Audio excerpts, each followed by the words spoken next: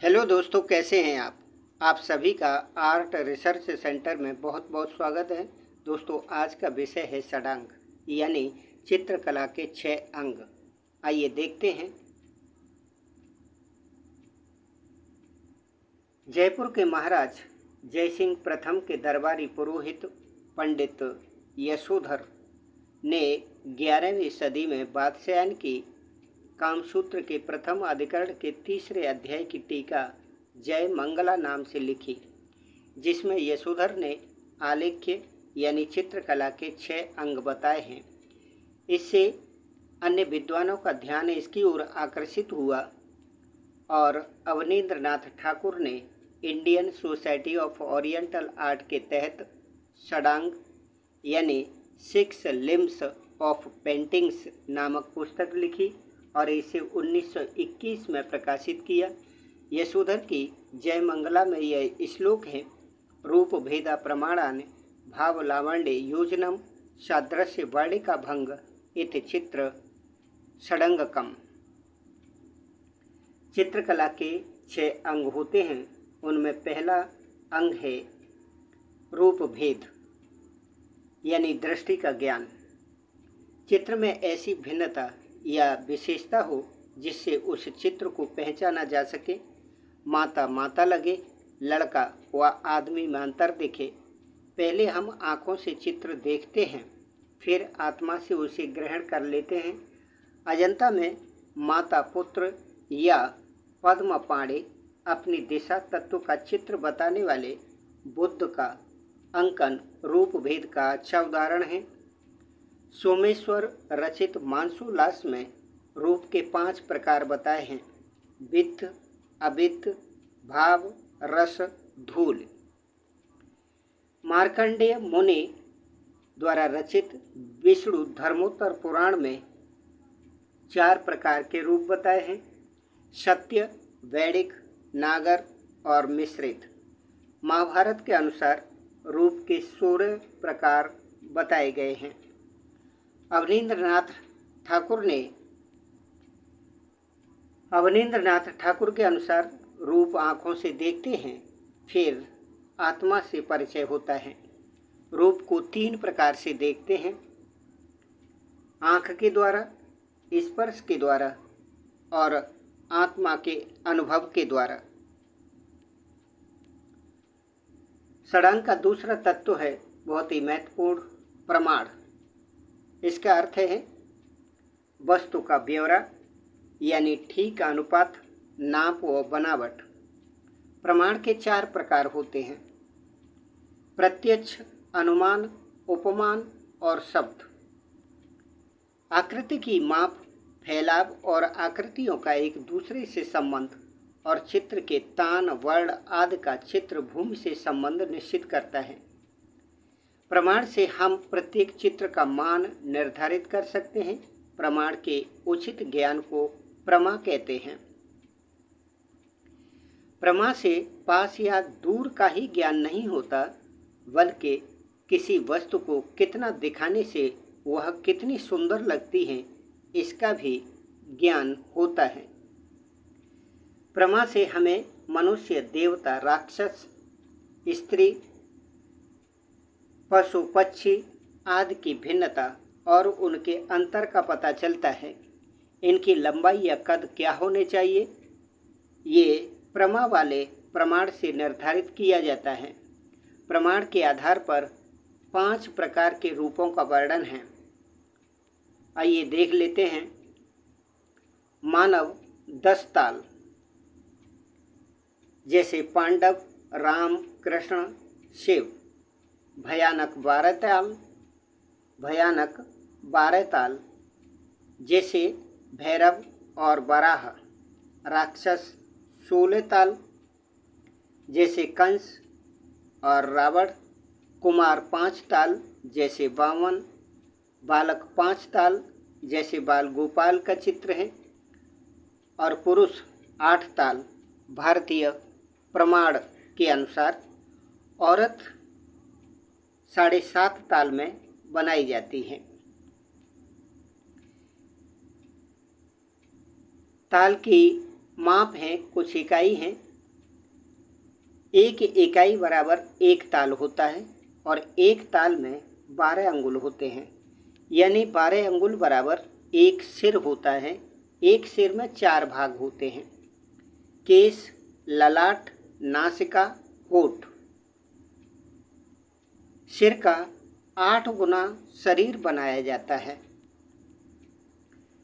षडांग का तीसरा तत्व बहुत ही महत्वपूर्ण, भाव।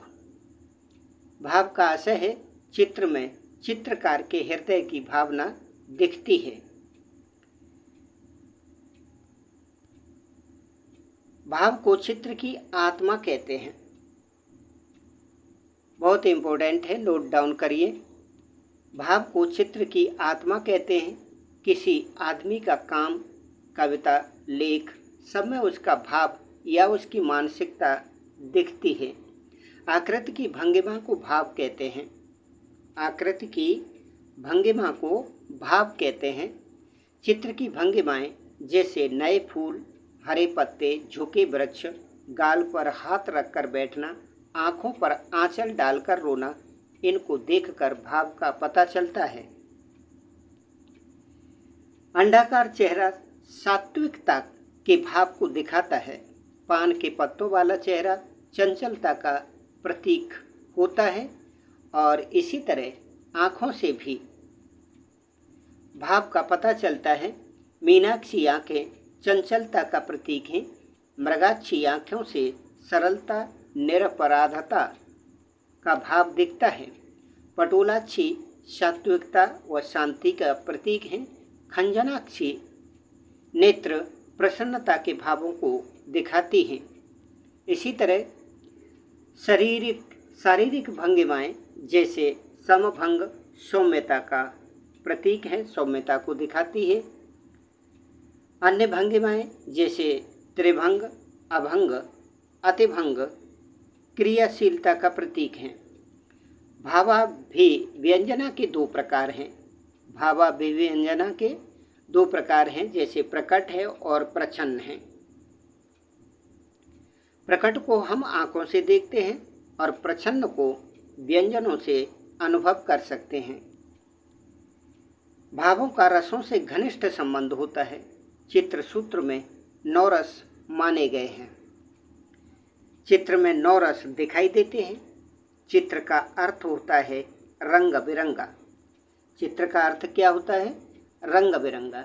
भाव के द्वारा रस आनंद की प्राप्ति होती है। भरत मुनि के अनुसार भाव 49 होते हैं, 49 होते हैं। रस 8 प्रकार के होते हैं भरत मुनि के अनुसार। स्थायी भाव या और सात्विक भावों की संख्या 8 होती है। संचारी भाव 33 होते हैं। रस का नाम, स्थायी भाव और रंग देख लेते हैं। श्रृंगार का स्थायी भाव रति है, इसका रंग काला है। हास्य का स्थायी भाव हास होता है, इसका सफ़ेद रंग होता है। करुण रस का स्थायी भाव शोक, इसका रंग काला या कपूत होता है।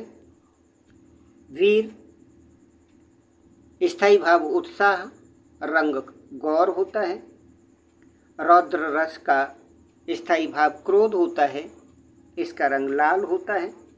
विवत्स यानी स्थायी भाव घृणा, इसका नीला और किसी दूसरे विद्वान के अनुसार पीत वर्ण भी होता है। भयानक का स्थायी भाव भय, इसका रंग काला होता है। अद्भुत का आश्चर्य, रंग पीला और शांत का निर्वेद स्थायी भाव होता है, इसका रंग सफ़ेद होता है। विभाव, अनुभाव और स्थायी भाव से रस की निष्पत्ति होती है, उत्पत्ति होती है। विभाव 2 प्रकार का होता है। विभाव 2 प्रकार का होता है। पहला आलंबन, दूसरा उद्दीपन विभाव। अनुभाव के 4 प्रकार होते हैं: कायिक, मानसिक, सात्विक।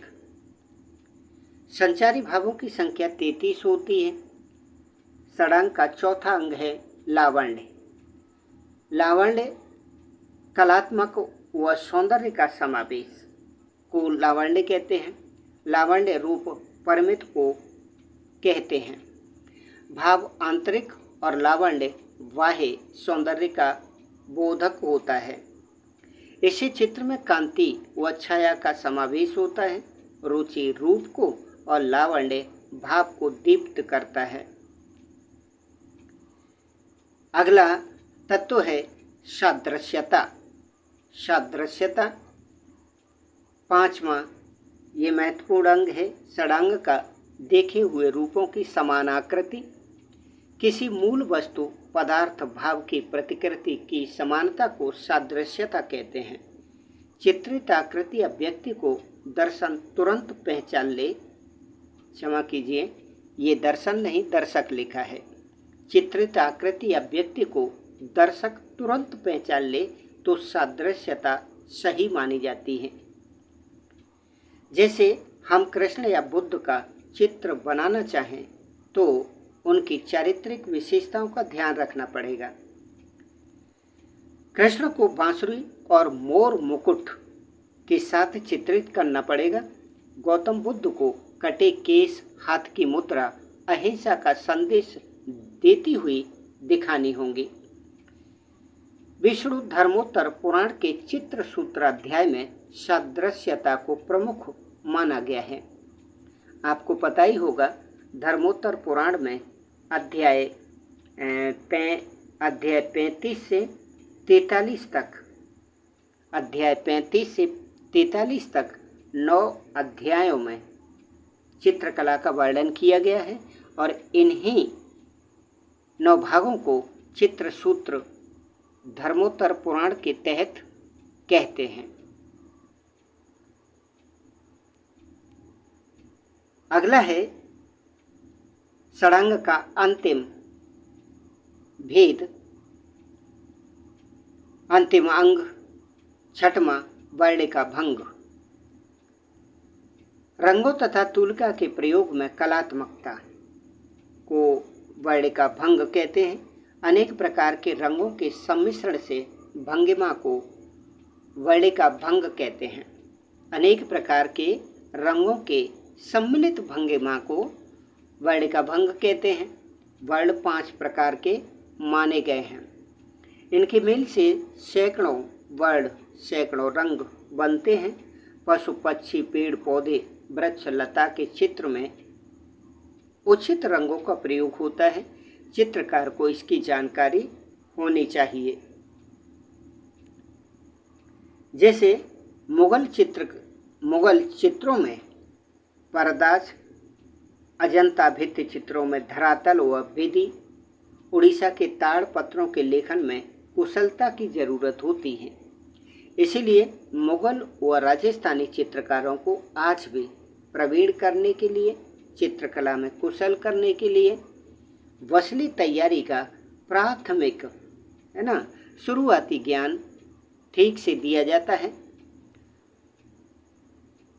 आगे अन्य तथ्य के अंतर्गत ये बात लिखी हुई है कि चीनी चित्रकला का षडांग सी हो ने लिखा है। दोस्तों ये था आज का वीडियो। आपको कैसा लगा ये वीडियो ज़रूर बताइए और पूरा वीडियो देखने के लिए आप सभी बहनों भाइयों का बहुत बहुत धन्यवाद।